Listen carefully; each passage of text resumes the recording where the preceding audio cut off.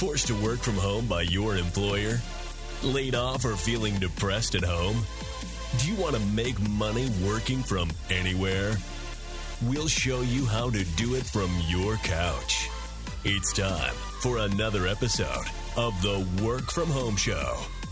Coming to you from their homes in Austin, Texas and Tampa, Florida, here are your hosts, Adam and Naresh. Welcome back to another episode of the Work From Home Show. Naresh Vissa with Adam Trader, and this is part 2 of our interview with the $300 million man, Fernando Cruz. That's how much he's generated off of webinars. Pretty incredible. Fernando, I would classify him as, he's a boss. He's a badass. But the reality is it was not always this way with Fernando. He wasn't born into the, online digital marketing world. He had to really struggle to get to where he is today as managing partner and chief marketing officer at Legacy Research. He published just really one of the best Facebook posts I've ever read about the current the current recession that we're in. Could be a depression. And I wanted to bring Fernando back on to just kind of share some thoughts and wisdom from that post. Because like I said, he's been there, he's done that, he lost everything, he earned his money back, and he's now just crushing it as a $300 million man. Fernando, welcome back to the Work From Home Show.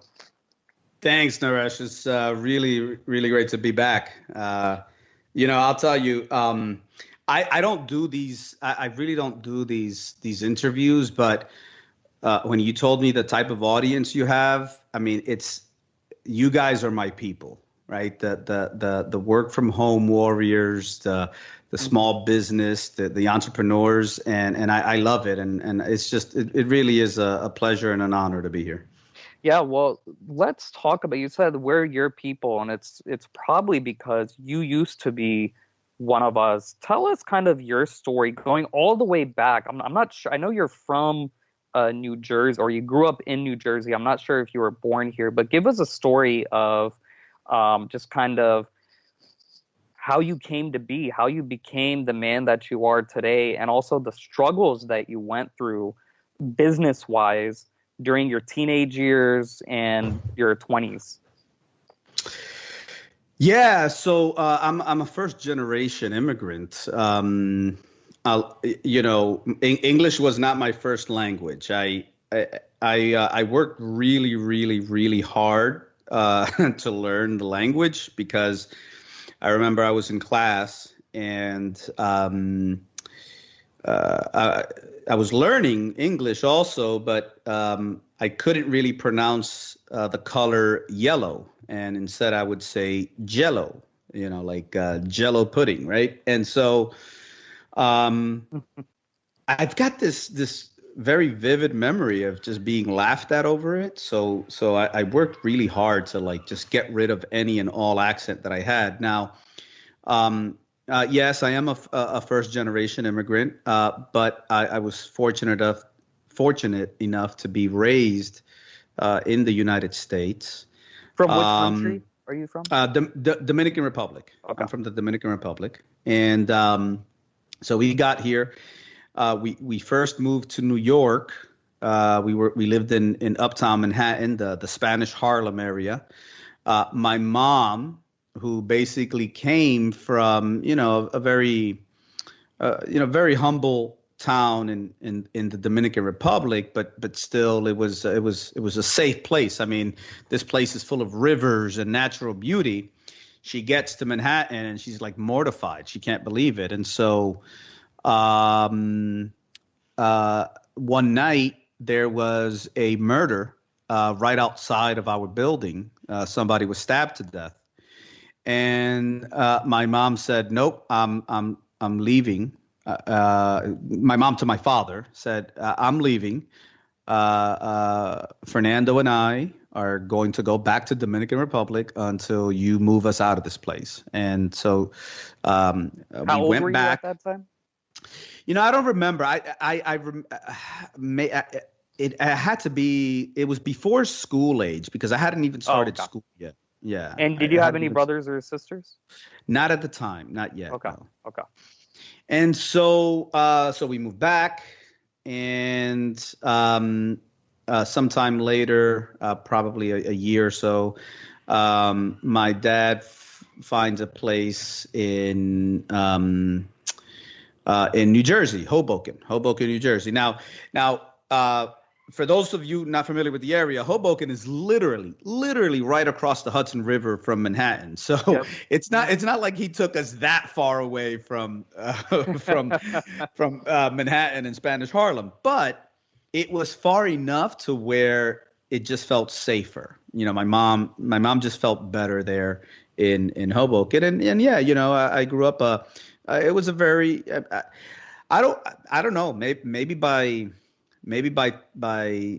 today's standards, we probably were at or below the poverty line. I don't remember, but I do know that it certainly was not an affluent lifestyle. It wasn't even aspirational, to be honest with you. I mean, by the time we grew up in a 3-bedroom apartment, and I mean the thing was tinier than probably my guest house right today, right? Just for some context. And so that's how we grew up. It was a pretty normal upbringing. Hung out a lot outside, but for whatever reason I was always attracted to wealth. And I remember a very early memory of mine. I'm walking with my dad and I see this red Corvette. And I had never seen anything like this car in my life. And I'm just like drooling over this thing. And one of the first lessons in money that I was given was from my dad, who he's an awesome man. He's an amazing man. But his first lesson was, to kind of, remind me that material possessions are not everything. Now, that is good advice because it's not. Money is not everything. But when you hear that as a kid, you wonder like, oh man, did I say something wrong? Did I do something wrong? And so I think I had a pretty weird relationship with money early on because I wanted it, but then somehow it felt wrong. Somehow it felt like I shouldn't want it. And anytime I saw something that was nice and I was like, wow, look at that. The one thing that was always on my mind was I just didn't want to feel materialistic. I didn't want to feel like I was, I didn't want to feel like I was my mind was in the wrong place. So it was a very interesting dynamic with money, but I was always very much an entrepreneur from early on. I went and did my first business. The first idea for a business, I started it when I was around 13 or 14, and I actually sold that business after I graduated high school. And I started college, but I couldn't finish not even a week of college because that first week when I was supposed to be in college, that's when I sold my business, and here I am with like $200,000 in my pocket. That's awesome. And I was like, what the hell am I doing here? Why be here? And so that started my entrepreneurial sort of appeal. But I was also interested in many other things. And one of the things that I was interested in was computers and technology. So I learned to program at a very early age. And after I sold that business, I actually went to work, a real job.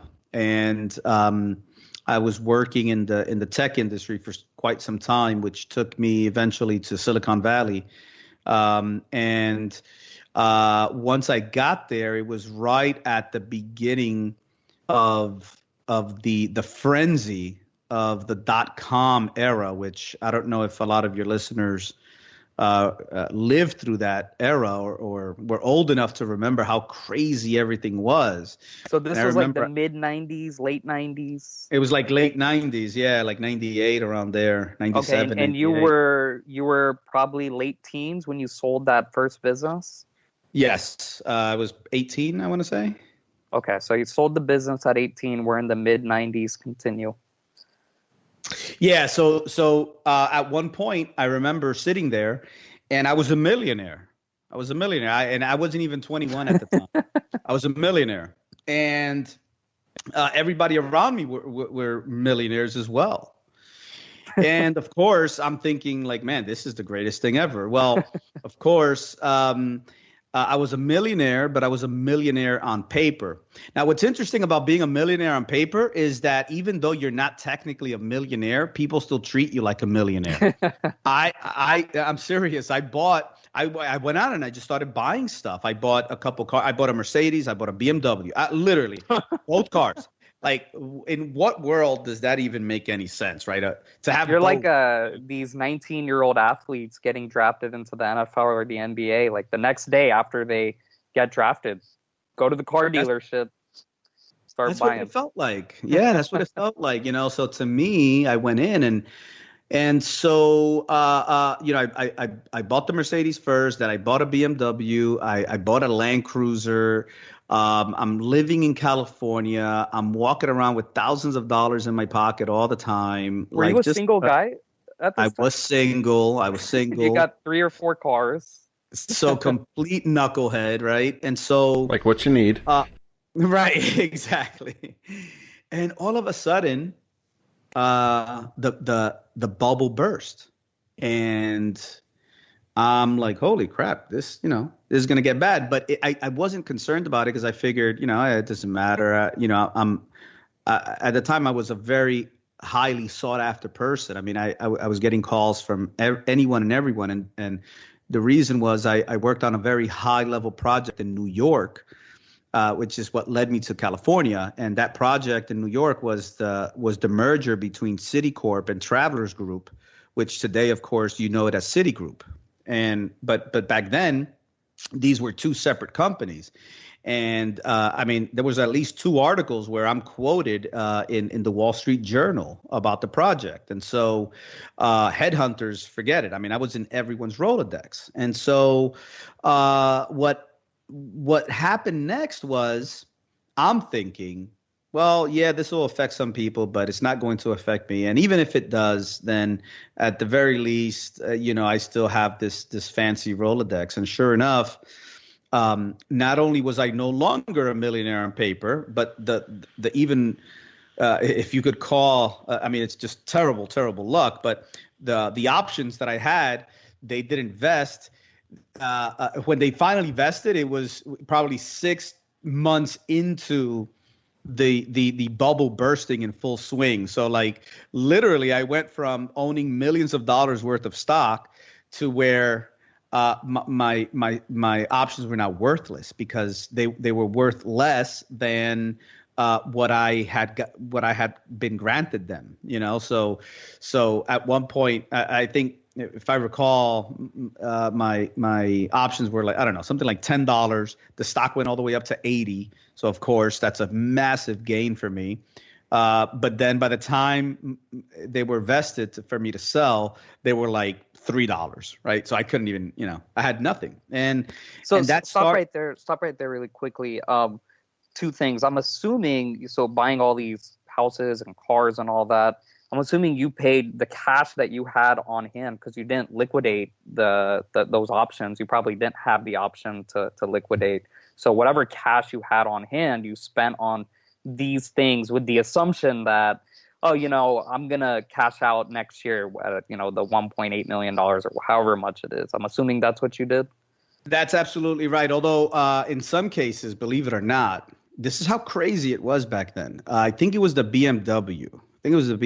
I pretty much didn't put any cash down. Like that paper was enough to where it on its own, it was just like, okay, just make sure you make the payments. Like that's wow. it, Yeah, wow. It was crazy. And then and then on top of that, you said that you thought, oh, this is not going to happen to me. And I just want to make that connection because I'm hearing that right now in today's environment where like corporate workers are saying, oh, this recession, this depression, it's only affecting the bottom, the lower, kind of the uneducated, lower class people of America, the restaurant workers, the factory workers. So it's not going to affect my corporate job up here now at home. It used to be in an office, but at home. And I think that's a really, really bad assumption to make. It's a terrible assumption to make. Terrible, terrible. I will tell you, whoever thinks that way is sorely, sorely misguided and is severely underestimating the impact that this could possibly have. And at the end of the day, right, if you're well prepared for it, the worst that could happen is that you just are more prepared than you were before the bad thing didn't hit you, right? Like, it doesn't, preparing yourself now, especially if you're in that position. And I wish I would have done that, and I didn't. So much so that when things got really bad, and of course the stock options left, and now I'm like shutting down operations, and I already knew that my job was the last one to go, but I was still gonna, be out of a job. Instead of looking for work, filing for unemployment, doing the normal things people do when they just lost a job, I went and I took a month-long vacation, right? Because, I mean, talk about having my head in the sand, right? I had no idea. And so that led to, you know how Japan had, they talk about Japan having its lost decade? Yeah. Well, that's my story, man. Like, from 2001 around there to 2011, 2012. Until I met you, really. 2012 is when I met you for the first time. Yeah. And by the way, I was doing fine. So it was horrible. So from 2001 to 2005, horrible, horrendous. I mean, I can't even begin to describe to you how bad it was. Can you describe it? Just a little bit? Man. Well, okay. So I lost all the cars. I lost the house. I went bankrupt. I was living in an apartment that I was constantly borrowing to have to pay. I went from my typical hourly rate on consulting was I don't know, $150 an hour. That was like my, it was like 125, 130. And the only job I could find was a $12 an hour job teaching people computers. Like, that was literally the only job I can find. So imagine what happens to your psyche, to your mindset, that's the biggest your livelihood, right? And that's when you go from that, I mean, you feel like a total failure. And I'll tell you, I not a day went by where I just didn't absolutely feel like a total failure. And so in the middle of that, I'm starting a business and all of that because that's when I found online. I figured, well, I'm really good with computers. I could figure out how to code HTML. I can figure out how to do, how to put up a website and all of that. And I just got to figure out how to sell and what to sell. And that's what started my career in sort of information marketing and things like that. So that up until 2005, 2006, that's when finally the tides finally started turning. So that's a full 4 or 5 years, and then from 05, late 05 to 08, 09, I was doing well. I mean, I was doing much better, much better. But then, of course, what happened? The recession of 08 hit, right? Yep. Right. So now at that point, it was another hit. Thankfully, though, I was far more prepared in 2008 because of my experience that I went through in 2000 and 2001. So for anyone listening, look, if you are going through the experience that I went through, or if you are in a position that I was in 2000, there's not a lot of advice that I can give you that's going to make you feel better. All I can tell you is that this too shall pass. And all I can tell you is, the best time to prepare for a situation like this was, 5 years ago. but the second best time is now, right? Kind of riffing off of that old adage. And I will tell you that if you are in that position, there will most likely be more pain ahead. And I think you have to mentally prepare yourself for that. But I do think that the best thing you can do for yourself is to surround yourself with like-minded people and like-minded groups like this one here that Naresh has put together. That's going to help in terms of the practical matters of putting food on the table. I got to tell you, you're just going to have to hustle it. And I don't even, Naresh, I got to tell you, I don't even know how I would do it, because back then, right, I was able to find a job at a school, right? Mm-hmm. Or I was young enough where I could use my body, my physical labor, right? Mm-hmm. But today, like, I don't know if I want to go into physical labor, doing these things. And where can you work? I mean, so many. You were a single guy back then too. I was. I mean, I did meet my wife, and right around 2004 was when my daughter was born. Things were already turning for the better, by then. But it wasn't until like 2006 where it was finally like, okay, now I'm back to not to where I was, but at least to some semblance of where I would have liked to be. So it took a long time. And look, if you're in a position like I was in 2008, where you were a little bit more prepared, where I was a little bit more prepared, what I would urge you to do is you have to level up your skills, and you have to realize that it's very likely that the world is going to be a very, very different place very soon. So you have to come to terms with that. And finally, if you're like me, where honestly, this pandemic, this crisis that we're in today, it really doesn't affect me. I mean, I guess it does in a way. Like I can't travel, right? We had a month-long trip to Italy planned, a full tour to Italy. Like that's the extent of the damage that I have. I mean, it's nothing compared to the damage that people are going through. But if you're lucky enough to be in that position, right now is the time to step up and help out in your community. And for me, the two best ways that I know how to help are you write a check and you give your time. And that's what I've been doing, because you just have to. You have to. So that's sort of where I'm at right now. So I want to go back to your younger years. I've found that most people end up in the same socioeconomic class as their parents, because that's the lifestyle that they see, that's the jobs that they see, and so they end up, working a job that's roughly the same as their parents, maybe a little bit better. Can you talk about when you kind of changed your mindset in a way that led you to think, I can have a job that makes a whole lot more money than just the poverty line that you were in as a child? I don't know that it was ever a conscious decision. Like I said, to me, I always, I had this very strange relationship with money, because I liked the stuff that money can buy you.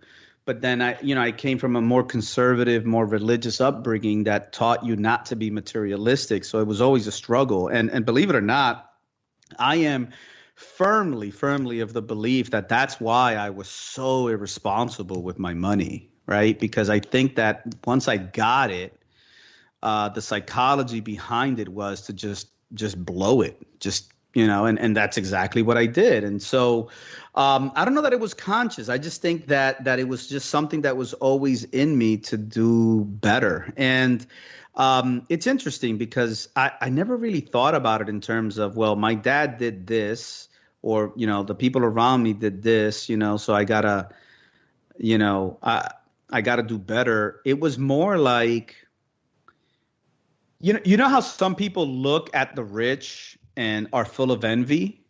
Well, I would look at the rich and it was aspirational for me. Like, I wasn't like, even to this day, right? There's today, there's a bunch of articles claiming or talking about how Jeff Bezos is going to be the world's first trillionaire. Do I think that there's some negative repercussions on society when wealth is so concentrated? Yeah, I do. But I also think good for them.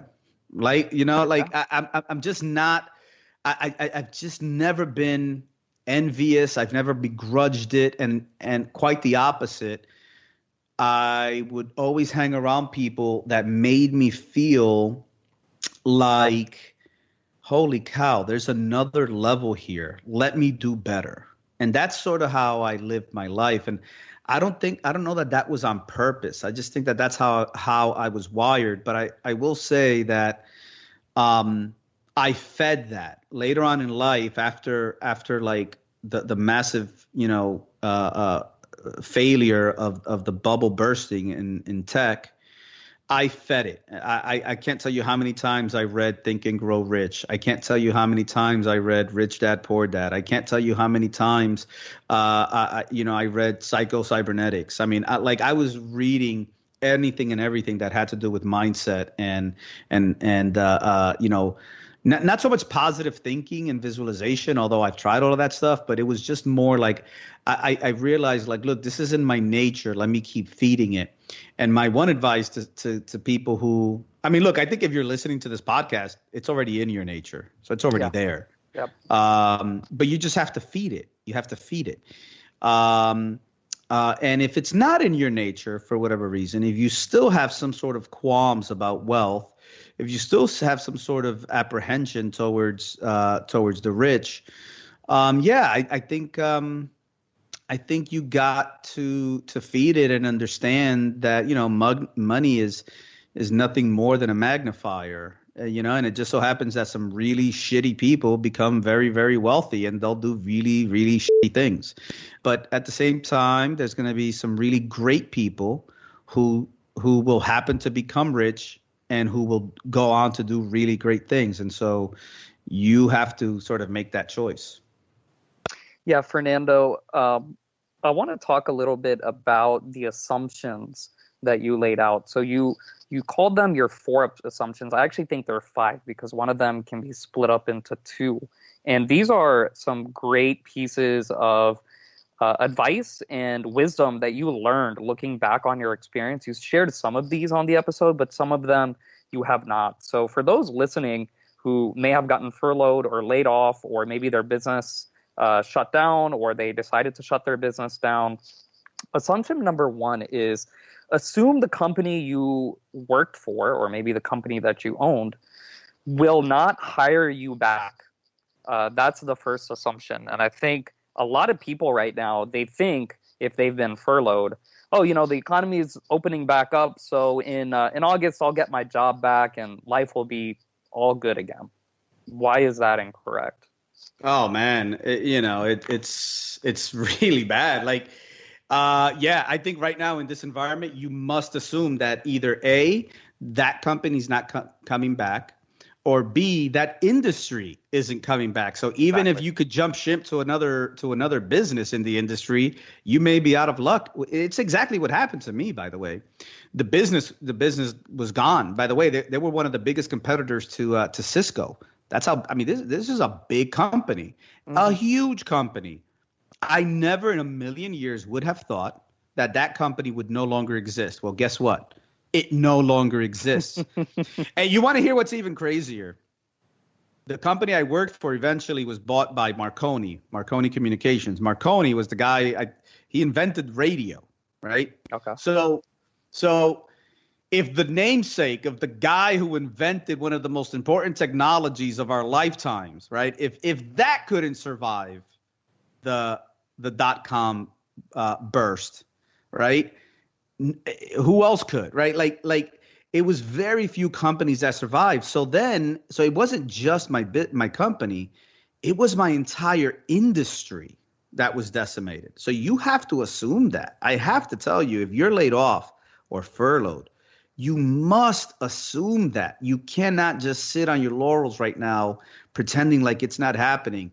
At the worst, you learn new skills, and now when you, let's say that the company does make it, and the company can take you back, can I tell you, the worst that'll happen is that now you're an employee that has more skills than you did before. So now's the time. I mean, and it's hard, man, because like it's kind of depressing to be in your house, in your apartment all day long, especially if you're in quarantine right now, and it's making people go stir crazy. But you absolutely have to, and you just can't assume that you're going back to work. You just can't.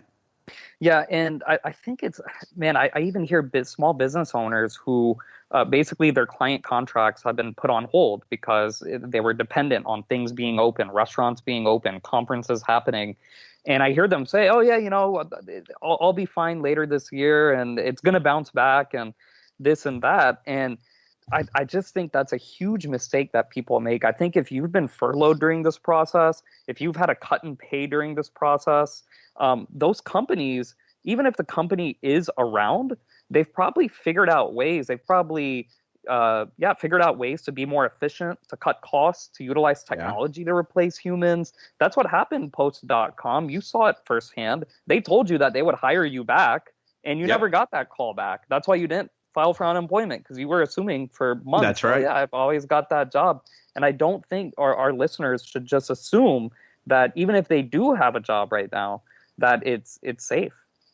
Absolutely. I think whether it's a job or contracts or whatever, you need to think and plan for those contracts, that job to no longer be there. And I'll tell you, Naresh, this is one of the issues that I've always had with like self-help, visualization world. Like, even though I feed my brain with this stuff, the one thing that I really, it just bothers me. It's like, you're going to have those types of people that will tell you like, no, to assume that you're not going to have your job is not an abundance mentality. You have to think in abundance. Listen, yeah. I got to tell you, I am 100% with that. I love thinking abundantly. I love thinking about how to grow the pie. I love it. I believe money expands. That's what I believe. Wealth expands. That's what I believe. But you have to prepare for the downside, because the downside comes in a blink of an eye and with no warning. And so the fatal flaw in abundance thinking is that it can very, very easily be confused with being naive and not being realistic. And which, by the way, quote unquote, being realistic is sort of like the antithesis, right, of that movement, right? Because you'll hear people, no, don't be realistic, right? Be radical.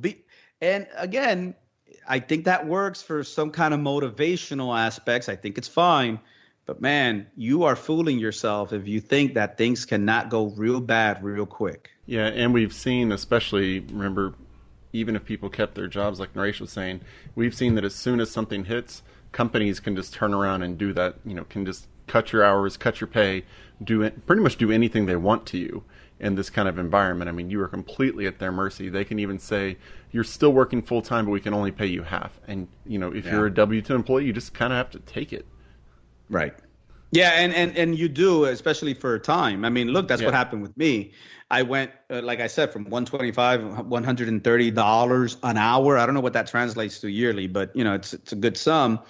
Down to $12 an hour, and I had to take it, and I hated every minute of it, but I had to do it. So, I think that's that first assumption. It's funny, I forgot about that post, Naresh, but that first assumption absolutely is vital.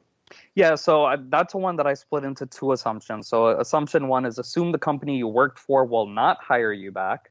Assumption number two would be assume the company won't even be around. Assumption number three is, and let's talk about this. So assume the job you had is not going to come back. So this is basically, as an example, if you worked as an SEO, or to make it more commonplace to our average listener, if you worked at a fast food restaurant flipping burgers and you lost your job during this crisis, and you think, oh, once the economy rebounds, fast food industry is going to come back, I can just go back to flipping burgers. You're basically saying, assume the job that you had is not coming back. So I think what you're saying there is it could be replaced by technology. Maybe they want to hire somebody younger who they can train and get better up to speed. But basically, it's that job function that you had. Assume that it's not coming back. Yeah, because so you have the company who can go out of business. You have the industry that could go out, that could evaporate, or change. The industry could change so drastically. Your industry could change so drastically that it has no resemblance at all to what you currently know. But the third thing that could happen is that the skills that you brought into the labor market, those skills are no longer valuable enough. They're no longer in demand, right? So that's that third layer, because it's quite possible that even if it were in demand, you have to remember, when big economic changes like this happen, one of the fundamental things that occurs is that there is this sort of repricing of everything. Mm-hmm. Whether it's inflationary or deflationary, it doesn't matter. The point is that there's a repricing. And what people forget is that labor is a market just like any other. And the price in labor, the price that you are most aware of, or the one that affects you the most, is what you make. How much do you make a year? So let's say you're an SEO expert, or let's say, by the way, don't think that it only applies to the things that are most connected, like a server or something like that. I mean, here's a scenario, right? COVID. What has COVID done? Well, one of the side effects of COVID has been that technology has been accepted and adopted at a much faster pace. Now, technology has been getting adopted at a pretty fast pace throughout our lifetime. But is it a stretch to think that now this is going to accelerate it? Of course not. I mean, look at Zoom, right? Zoom went from 20 million users to 250 million users. Okay? In a matter of 2 months, yeah. In a matter of 2 months. Exactly. So you have to assume that the rate of adoption for any and all technology is going to simply skyrocket, okay? Mm-hmm. Now, if it's true that for the next 2 years, this thing turns out to be as bad as, now, again, whether you believe it or not, right? There's a lot of conspiracy theories, but let's just say that this thing, whether it was real or not real, has changed society so bad that, man, are you going to really want to get into that Uber car with, really not knowing if this, right? So guess what technology can probably pretty rapidly get adopted right now? Right? Autonomous vehicles, right? What's the number one industry that's going to be affected by autonomous vehicles? Truck driving. Yep. Truck driving. Truck drivers make a hell of a lot of money. Mm-hmm. So again, I'm not trying to be apocalyptic. I'm just saying, like, you got to try to look at these events and think them through to their logical conclusions. And in this case, your skill, let's say you're a truck driver, you have to assume, and I don't care what that skill is, by the way. I don't care what that skill is. It could be any of it. It could be any skill. You have to assume that the market is no longer going to price it where you believe it should be priced. The market is no longer going to price it at a level that you need to sustain your current lifestyle. And what that means is that job, in essence, is gone. It's gone. Like, you cannot pay anyone to do that job anymore.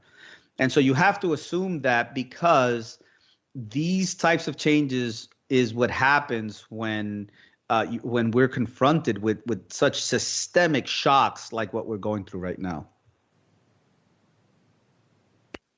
Adam, are you still there? Okay, he's on. Adam had to jump, but we can continue, Fernando. We'll edit this out. Yep. Okay, well, talking about the truck driver, keep in mind there's a ripple effect on the economy. So it's not like, okay, no more Uber, so we have autonomous vehicles, and then the truck drivers get hurt. Well, the truck drivers, where are they staying at night? A lot of the times they have contracts with motels because they're going to kind of middle of nowhere. They're driving all around the country. So now the motels don't have that contract with the trucking company where people are staying in their rooms. So if the motels aren't able to fill their vacancies, now all of a sudden they don't need the cleaning company to come in every day to clean the rooms because nobody's staying in the rooms. So there's a ripple effect across the economy, and that's the point that you're trying to get across. It's you can't be ignorant and just say, oh yeah, all those lower level workers, they're screwed, but I got my corporate job, I've got my college degree, so I'm going to be just fine. Nope, that's not how it works. No, not at all. Not at all. So now moving on to your next assumption. This is assumption number 4, and you talked about this a little bit, but you said, assume this is going to go on for much longer than you could possibly imagine. Yeah, man, I'm typically a really positive person. As you read these assumptions back to me, I'm like, oh my God, who is this negative Nancy? Yeah, you know, I did kind of touch on it earlier. Just like Japan had its lost decade, I had my lost decade, right? And yeah, it's not like it was all bad all the time for 10 plus years, but I consider it my lost decade because of how badly the hit was, back in 2000, 2001. And here's the thing, everyone else is going through it also, right? So like, I'm going to be affected. You're going to be affected. Microsoft will be affected. Jeff Bezos will be affected. Countries will be affected. The problem is that a country, an extremely wealthy person, right? They can weather that storm for a lot longer than you can. And so whenever I think of Japan's lost decade, and I think about my own personal lost decade, what I realize is when you, as an individual, as a family unit, losing 5, 8, 10 years of your life of productivity like that, I mean, it's a major, major blow. Now, I'm not saying that this will go on for that long, but I am saying when I first got laid off, I honestly thought that at maximum it would take me a month to find a job. and that just wasn't the case. And then it's not the case for anyone. A month, right? That's like the vacation. Right. And I did. I went on vacation, but I think that again, you have to sort of mentally prepare yourself for the possible, and I'm saying the possible reality that this will go on for a lot longer than you think. And so, why are those assumptions important, right? Why are those 4 assumptions important? Well, they're important because it allows you to shift your mindset just a little bit. And so now you start acting and behaving differently, right? Like it's like that age-old question, right? If you knew you had 24 hours to live, what would you do? Right? Knowledge is power. And so the problem with, keeping your head in the sand is that you're not really facing reality. You're not really looking at things as they are. Instead, you're sort of living in wishful thinking. Now, if you were told you had 24 hours to live, I mean, that's the most savage of realities, right? I mean, that's slap you in the face, kick you in the gut, type of reality. And yeah, maybe you'll have some shock, but I'll tell you what, it's very likely that shock is going to wear off, and you're instantly going to get into, all right, how do I make the best of these next 24 hours mode? Whether that means, going on a bender, whether it means, doing crack and coke, whether it means being with your family, whatever that means, right? You're going to do it. Well, that's why I highlight those 4 assumptions, because it's like this kick in the stomach that you need so that you can behave differently. And again, I hope I'm wrong. I hope that not only your job still exists, but that your industry is going to weather it and be fine, and that your company is going to be there. I hope that it doesn't last years and years and years. I truly do. But the question is, what if it doesn't, right? Wouldn't you rather operate right now under the assumption that it won't? And if you do that, it just changes your behavior slightly enough to where you'll be able to weather this storm a little bit better. Yeah, and just to give some numbers, the post.com and 9/11, that's all kind of clumped together, the 9/11, post 9/11 recession. That lasted. Sorry. I was just going to say it started with the dot-com bust, but then it quickly accelerated with 9/11. Yeah. Yeah, and just to keep numbers round, that lasted 3 years. So post Y2K, that was the year 2000.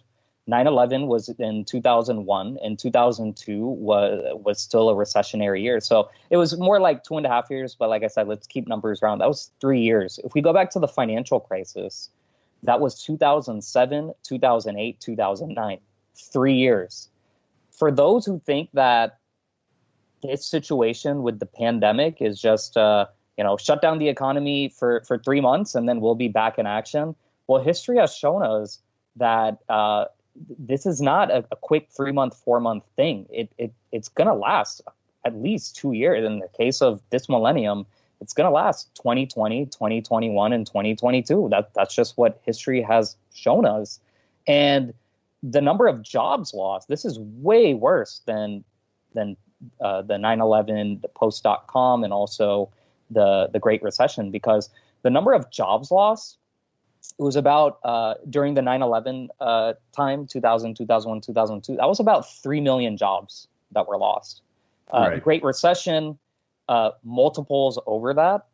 But now we're in a situation where, as of the airing of this episode, there are over 40 million Americans unemployed.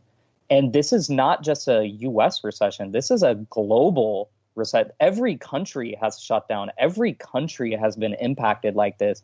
So it's really maybe at least 1 billion people world. I'll tell you, the country of India locked down. They have, 1.3, 1.4 billion people there. So we're talking in the billions now of people who have been affected by this. Yeah, it's massive. It really is, and I think that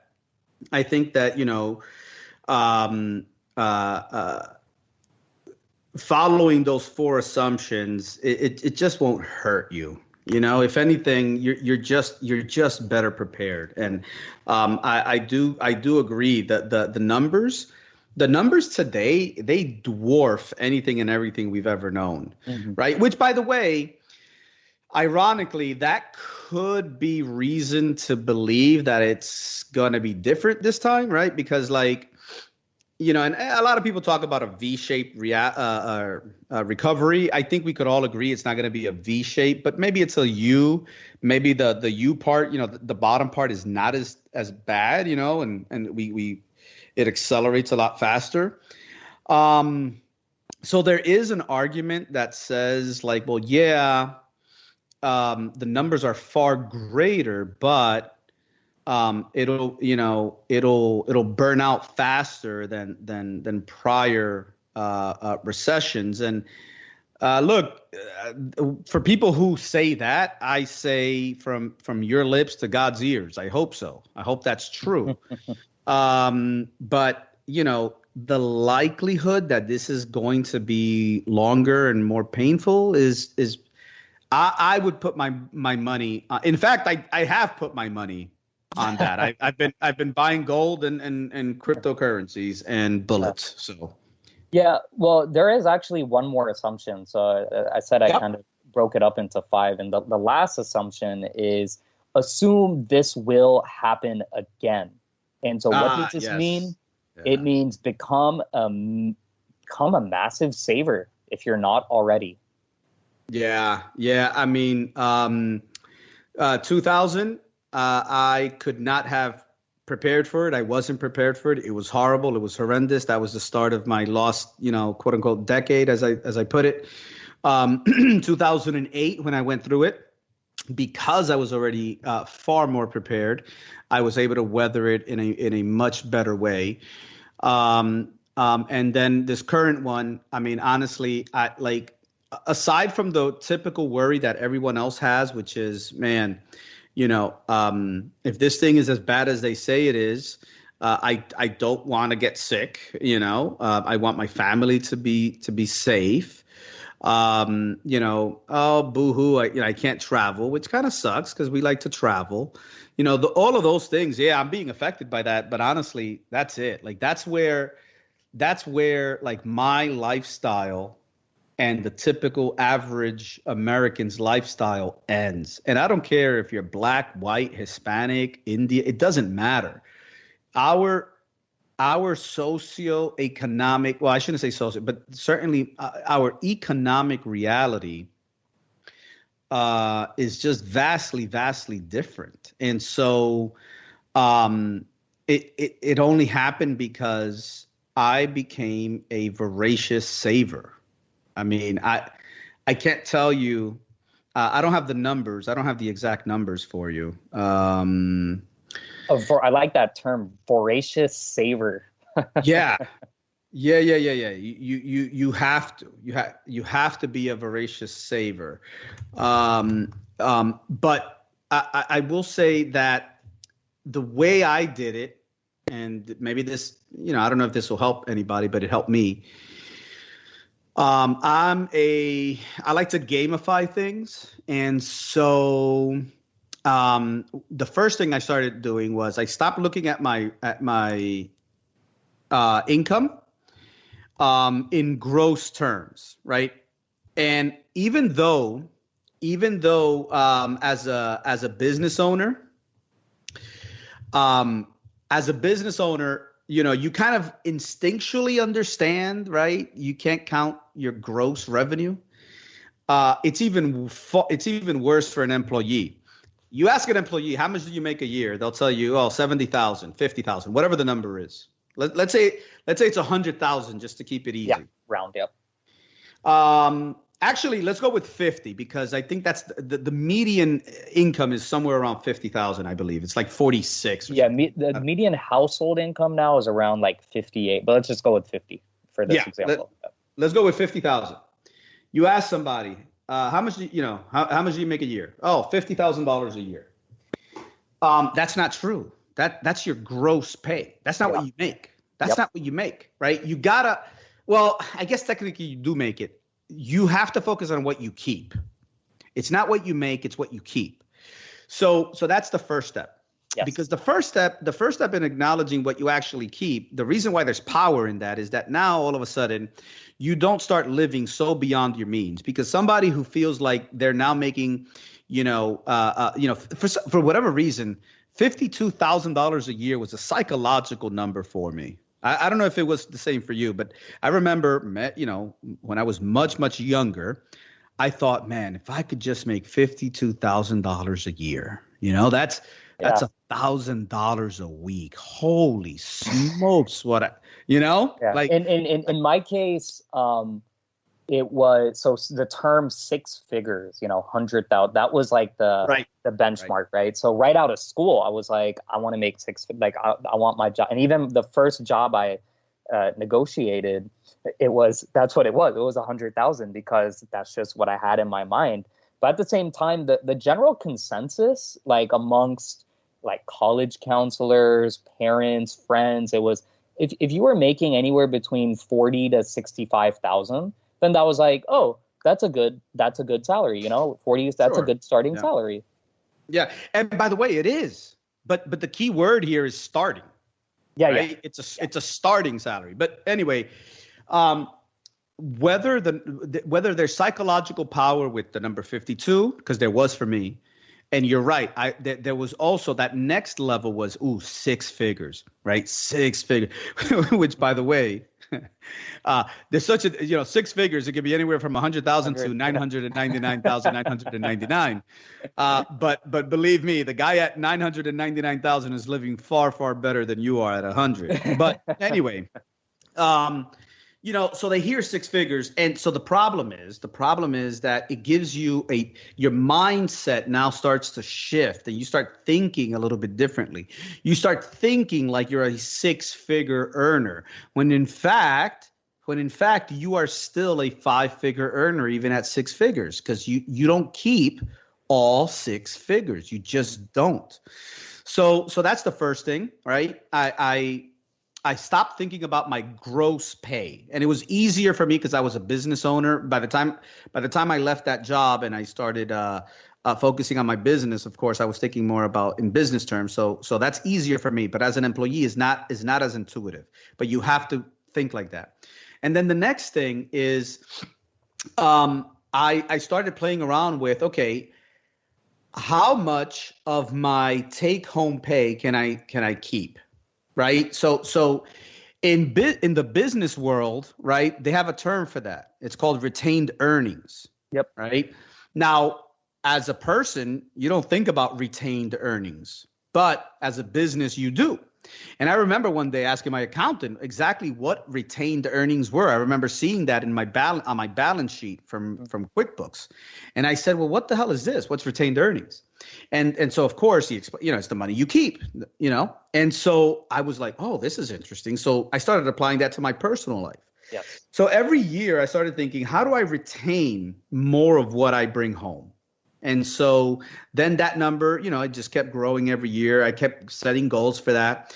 And then finally, the top tier, once you hit this tier, I believe that you're well on your way to financial freedom, is you have to think in terms of what you bring home, but you have to save in terms of what you make gross. So let me explain.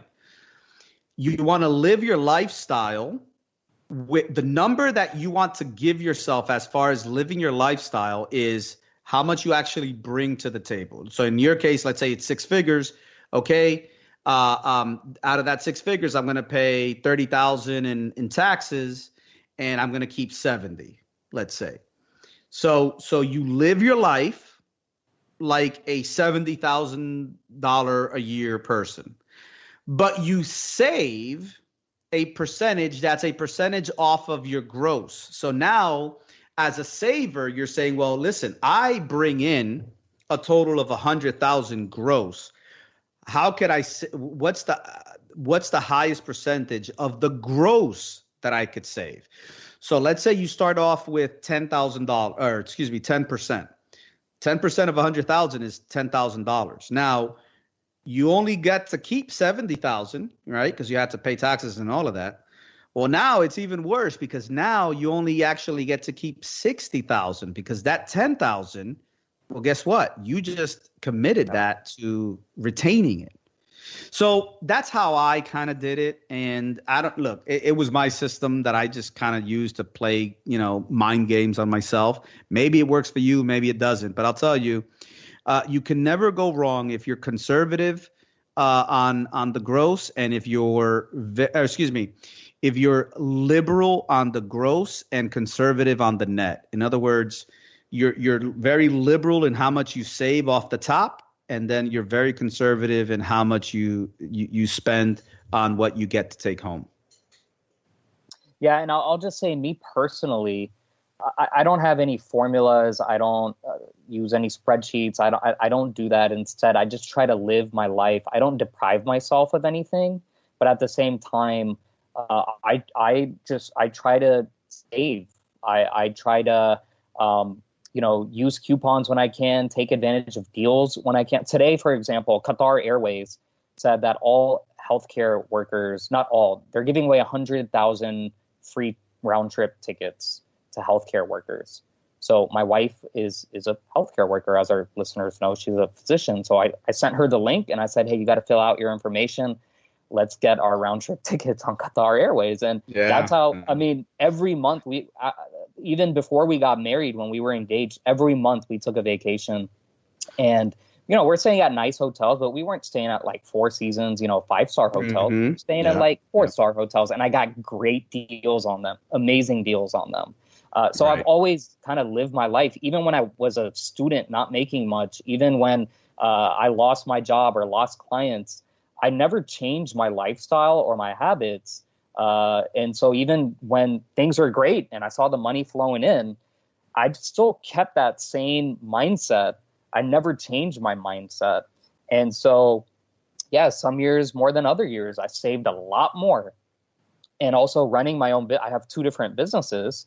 So what I pay myself personally every quarter at the end of every year, that's basically my retained earnings. And I reinvest that because I'm able to reinvest that back into now what I like is real estate investing. And I'll probably get in on the stock market soon during this dip. But I reinvest into real estate, which helps grow my wealth on top of that. But again, it goes back to the mindset of just not, buying 3 cars because you don't know what to do with your money. Right. And that's the thing. I think you're right. You don't have to deprive yourself, but there are times when if it does get extreme enough, you do. Right. So like it's just a matter of saying, for me, it was different. For me, I had to pick a number. And the reason why I had to pick a number is because I'm just very loosey-goosey when it comes to my money, right? And so I had to put these roadblocks, between me and it. And so you have to do what works for you. It sounds like you're pretty disciplined. So whether it's feast or famine, or maybe not famine, but whether it's a really, really high year or a mediocre year, it sounds like your lifestyle, doesn't change much, and that's great. Then you have people like me who, I'm just way more loose with it when it comes to cash, and so therefore, I have to do those things. It just really depends on the person and what they. But the point is, you have to become a voracious saver, as we said earlier. Yeah, and for me, it came from, similar to your upbringing, it came from religion and spirituality, but that's a completely different topic and discussion. I want to give a quick recap of the 5 assumptions. So assumption number 1, assume the company you worked for will not hire you back. Assumption number 2, assume the company you worked for will not be around. Assumption number 3, assume the job you had is not coming back. So that's like the job function that you had, or maybe even the skill set that you had is not coming back. Assumption number 4, assume this is going to go on for much longer than you could possibly imagine. And assumption number 5, assume this will happen again so that you can start becoming a savior if you are not one already. These are the 5 assumptions that Fernando recommended. Last question, Fernando. You kind of touch on this, but not fully, and that is when you were going through those low points in post.com, 9/11, even the Great Recession. How did you teach yourself how to code? How did you teach yourself online marketing? How did you build up your skill set? Because right now, I'll tell you, I'm seeing on social media a lot of these furloughed workers, unemployed workers. They're glued to Netflix, which was not around during the post.com. You didn't have this kind of on-demand TV right in front of your nose, in front of your computer or iPad. But it's like all of a sudden people have just gravitated towards Netflix and watching Tiger King and watching other kind of nonsense Netflix shows. And they're not treating this as a chance to improve themselves and improve their skill set. So how did you do it? Wow. Okay. First of all, coding HTML and all of that, it was really simple for me because HTML, I've been programming and I was around computers, all from a very early age. So that came easy. I guess I'm trying to think, right? Because here's what happened. It is very seductive and tempting to be distracted by all the stuff. So I guess in some ways I was kind of lucky because back then, Facebook wasn't around, Instagram, YouTube. Was YouTube around? I don't even remember. I don't think so. But so I didn't have those distractions, but it didn't matter, right? Because people always talk about, well, if we didn't have these distractions, these kids would blah, blah, blah. I don't think that's true. I think, people will always find a way to perform or to do mindless activities. And so it's just human nature because it's escapism, right? I mean, it's comfortable. It's comforting to binge watch a Netflix show. It's comforting to play video games. It's comforting to do all of these other things. And so how I did it, I mean, look, I had no choice. At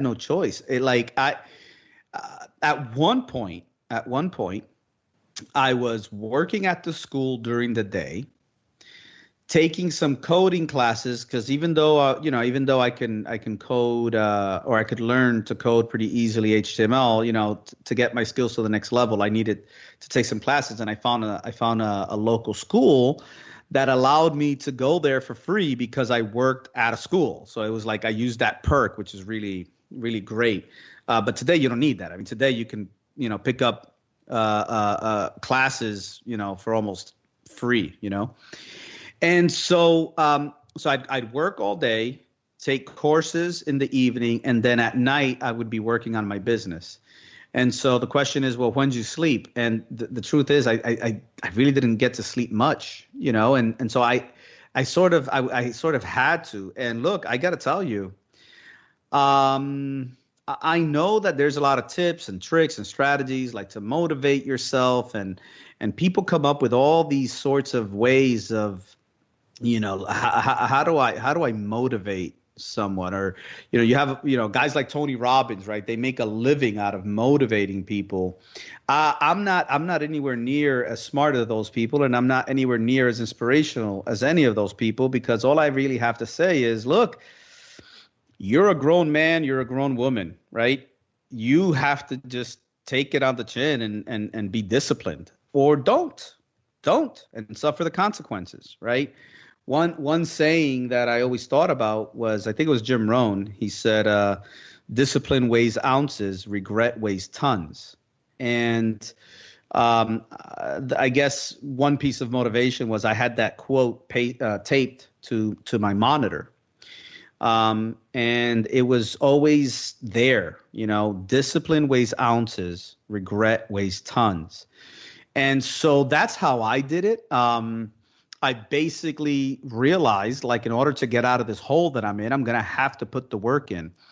Was I flawless at it? No, absolutely not. I mean, if I were to look back, I would bet you that I had more days of substandard productivity than I did days of high production.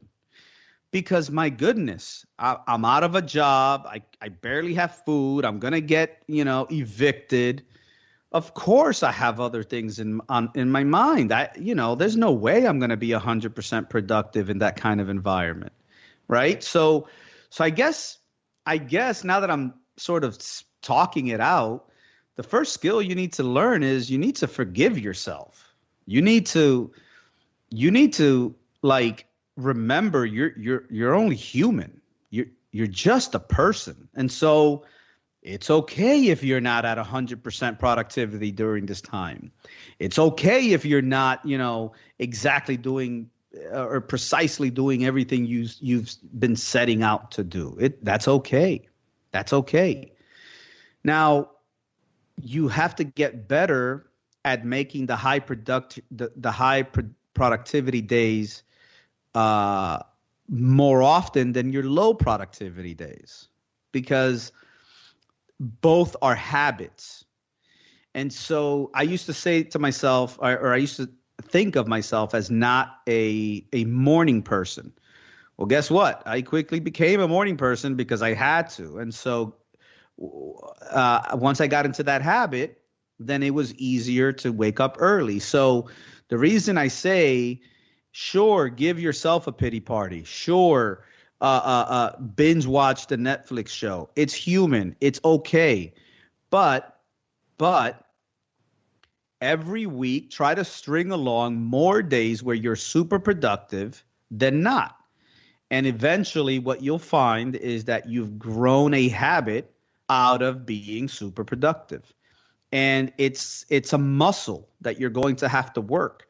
And right now, for many people, that muscle has atrophied and you have to work it up. You have to sort of build it up. And so that's I guess my sort of non-inspirational answer to the question of motivation. I don't believe, I don't know that I fully believe in outside motivation. I think you have to be self-motivated, but I also think you have to show yourself some self-love. You got to show yourself some care. You got to show yourself grace and forgiveness when you fail, because otherwise you're just going to be beating yourself up and it's going to be a vicious spiral down.